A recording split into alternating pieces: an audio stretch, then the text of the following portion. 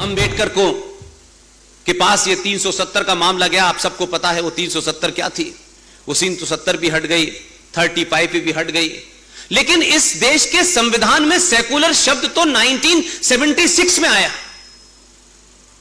और कमाल है, आपने हजारों उसमें अमेंडमेंट किए, लेकिन यह पहला देश है भारत का कि जिसके संविधान का प्रीएम्बल, जो प्रीएम्बल होता है वो किसी भी देश के संविधान का अक्षुण्ण होता है, उसमें बदलाव नहीं होता, उसके अलावा तमाम चीजों में होता रहता है। लेकिन भारत के प्रीएम्बल के अंदर यह शब्द 1976 में उस वक्त डाला जब देश के ज्यादातर नेता जेल में बंद थे, और वो एक पॉलिटिकल एजेंडे के तहत डाला।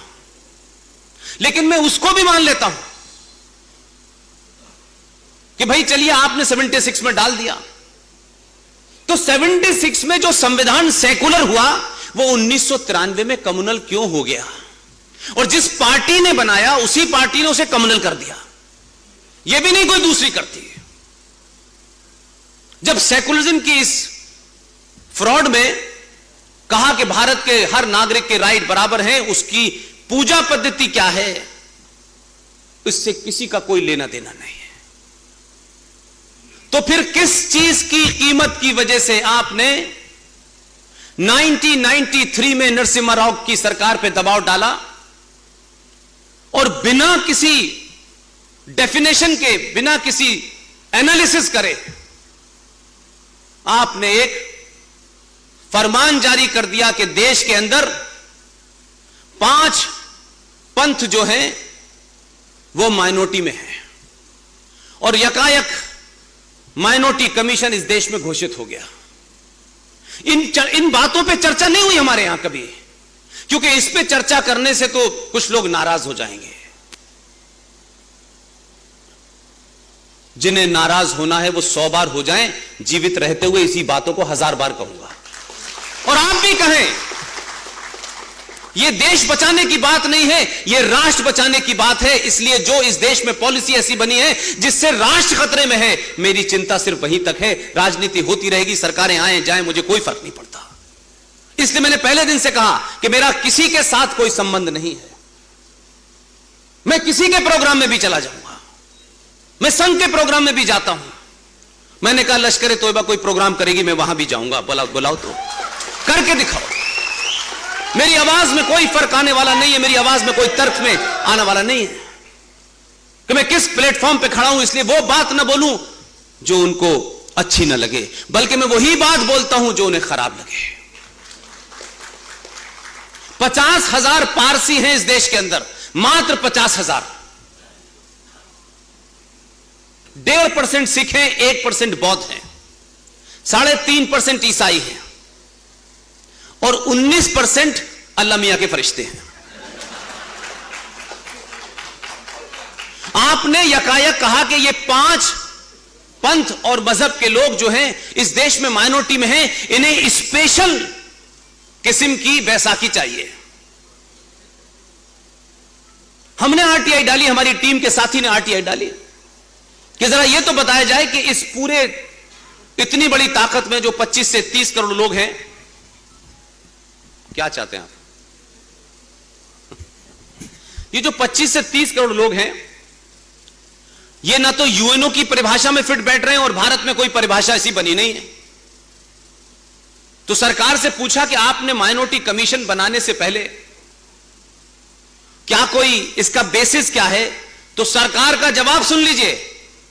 सरकार ने कहा इस किस्म की बातचीत पे, इस किस्म के एनालिसिस पे, इस किस्म के डाटा पे कभी कोई बात ही नहीं हुई। यह सिर्फ अनाउंस कर दिया गया, उसके बाद में फिर वो ऑर्डिनेंस आया, साइन हो गए, अब वो कानून बन गया और भारत के संविधान के साथ चिपक गया।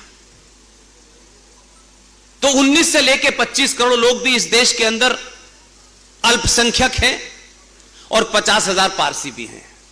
ना पारसियों को डर लगा, ना बौद्धों को डर लगा, न क्रिश्चियन को डर लगा। जो 19 से 25 करोड़ लोग हैं उन्हें डर लग जाता है थोड़ी थोड़ी बात में।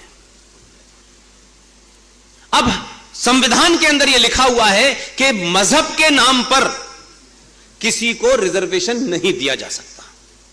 इसकी भी 3-4 बार कोशिश हुई। आंध्र प्रदेश में 7% दे दिया गया, फिर कोर्ट में गया तो स्ट्राइक डाउन हुआ, फिर उत्तर प्रदेश में सलमान खुर्शीद साहब ने जाके घोषित कर दिया, फिर स्ट्राइक डाउन हुआ।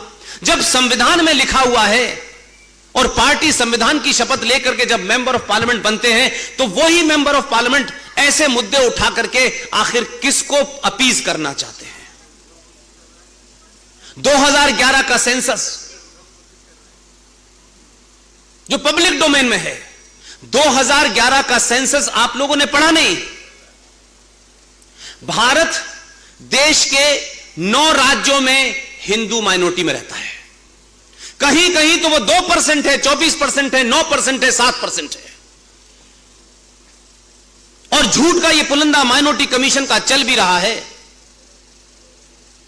उसमें एक और बड़ा झूठ है, राष्ट्रीय अल्पसंख्यक आयोग का बजट करोड़ों में है, अनगिनत है। उनके लिए तो हर एक ने दरवाजे खोल दिए, क्योंकि मैं बड़ी जाति में पैदा हो गया हूं, लिहाजा मैं तो अमीर पैदा हुआ हूंगा। तो एक रिजर्वेशन तो संविधान के माध्यम से आया, उस पे भी अंबेडकर की टिप्पणी बड़ी हार्श है, आज का तो कोई लीडर दे नहीं सकता। उन्होंने कहा मैं इसके खिलाफ हूं, लेकिन अगर यह दिया भी जा रहा है तो 10 साल से ज्यादा नहीं देना है। और अब रिजर्वेशन के नाम पर, इस माइनॉरिटी कमीशन के नाम पर आपने एक बड़ा चंक उन लोगों को दे दिया है जिनका ख्वाब ही इस मुल्क में ग़ज़वाए हिंद लाना है, जो इस एजेंडे के लिए काम नहीं कर रहे कि देश मजबूत हो। उनका एजेंडा है सरकार कोई भी आ जाए, पॉलिटिकल पावर से, ब्लैकमेलिंग से, डरा करके, धमका करके, किसी भी तरीके से इस देश की जो पूरी ताकत है उस पर कब्जा करो। और इतने दबाव में है कि एक शख्स जो खुद माइनॉरिटी का है, जो 1.5% थी, उसको आज तक इस देश ने कभी माइनॉरिटी नहीं माना। सरदार मनमोहन सिंह भी उसी माइनॉरिटी के हैं, 10 साल तक प्रधानमंत्री रहे।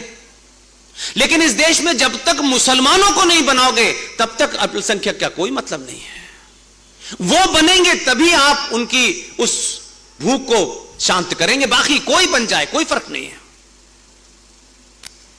तो ये मुद्दे क्या राष्ट्र के सामने चुनौती नहीं है? क्या इन मुद्दों से देश में झगड़े नहीं हो रहे?